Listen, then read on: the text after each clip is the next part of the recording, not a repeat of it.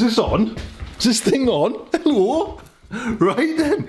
Listen, we're planting tomatoes in the first week in February. Oh yes we are.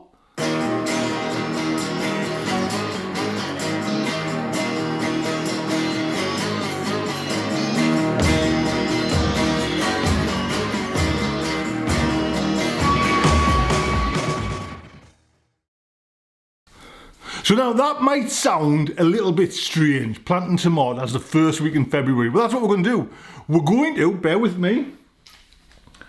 Right, so I'm not going to plant all my tomatoes in February, but mine will probably get it planted or seed, you know, in the seed trays and everything like that. March, maybe the first week in March, somewhere around there anyways. But today is, I think it's 5th or 6th, I can't see my glasses. I put my glasses on, you see big rings around. Put them on, have a look. You see these big... That's why I'm not putting my glasses, that's why I'm blind as a bat. We're gonna use sun gold. I'm gonna plant, man, where you? I'm going to plant one seed. And this is the catch, Sun gold, I got these from, man, Sea Spring Seeds, and £3, and I got 10. For 10. Bloody hell, there we go. I dropped 2 when I was getting the packet out there. 10, but I like Sea Spring Seeds, so I'll put a link on if I remember. Apologies if I don't, but Sea Spring Seeds. So, Sun Gold, I'm going to plant one seed, and from the kind of feedback from, this is the idea from the last, you know, when I was saying I'm doing tomatoes outside, man, the amount of feedback. We've had that allotment 20 years, probably more, and we've grown tomatoes, we've done this, but tips that were coming in that I've never even heard of, do you know what I mean? So just fantastic. So this is where it's all kind of coming from. The one seed I'm gonna plant, and I want yous to give me feedback on how to look after it. The best tips you can for this one plant, because, like I say, it's the first week in February, you know what I mean, 2019, it's bitterly cold, we've got hideous light, and there's even hideous light in here, and I need it to kind of, I want it to last one seed, and to make it even, right, we're going to give it a name. Gloria. Yes, which is to make it more personal.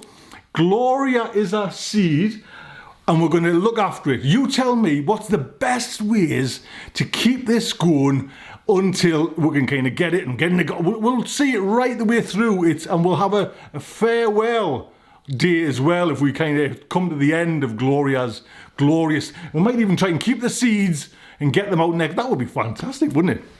So, Gloria is the tomato, we've named it. What's your best way for now, for, you know, and don't just say, well, you shouldn't plant it now.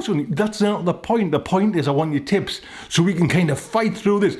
If we're on Mars, there you go, you've got the kind of the hazards of kind of environment. Do you know what I mean? You've got to kind of get these things working. So give us some ideas, give us some tips, and we'll get it all sorted. And I'll show you at the end what we're going to kind of do as well, what I've done up to now. But for my main planting, and I've mentioned this before, but in the tomato house, in the polytunnel, I've got some grafted ones that I've bought. I've got about 6 or 7, 8 or 9 maybe, 10 or 11. And F1 Shirley's from Gardener's Delight, and I forget the beef one. And I'm going to be planting my Shirleys. There we go. I've got a little bag there, and I don't think you get that many in there as well. 415 and 10 seeds, and I think I've got 2 packets of them just to be on the safe side. Gardener's Delight, you get a few more seeds in there, but I'm going with Gardener's Delight as well in the polytunnel.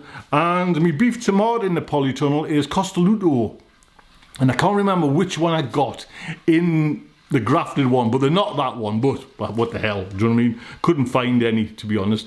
So that's that. Now, outside from all your feedback, wow, and thank you so much.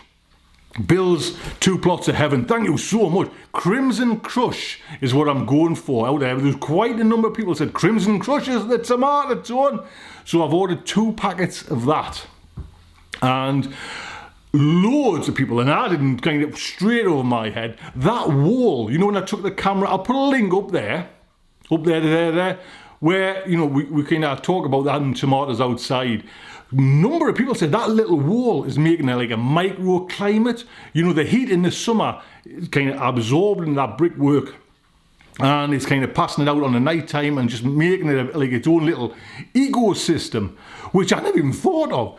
So I have a wall, exactly that same wall, that same bloody wall, a little bit further down, and I've got a little kind of section of soil there so I can kind of plant in that.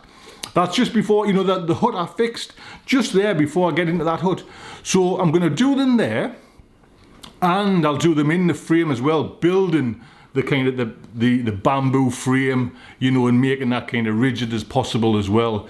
So two things with the wall one, it's facing west, so it's not south facing, but you know, you still get the sun there. There's a nice open wall there, there's nothing really hiding it, and the wind will be kind of protected as well. Do you know what I mean? It's protected from one side from the kind of the bitterly north winds, where the actual bed frame is not, and you'll just have to they'll just have to live with, you know, what protection they've got, you know, 2 foot in the air, you know what I mean, with no protection from all round. But apparently Crimson Crush is the way to go. And like I say, you know, again, all the feedback and everything like that, it's just been immense. So leave your feedback for Gloria. How can we look after Gloria to get her right through the season and possibly keep seeds until next year and give out as well? That would be fantastic. And here is the newborn baby. There is Gloria. Oh, now isn't she a lovely little girl? Oh. So there's one seed in there. If it works, it works. If it doesn't even germinate, there's one video out of it. So I'm not keeping it in the hut, just in case it is a little bit too cold in there. You know, even with me propagator and everything, like I say, we've had brutal kind of frosts down here, you know what I mean, -6 sometimes. So hopefully that's over as well. But I'm going to keep her in the house, keep her on the windowsill with a radiator. Best tips to get her to go forward, to kind of longevity. Can we keep her going? Will she go spindly? Will she die off? I hope not, because it'll be Gloria that'll suffer. Until next time, look after yourselves.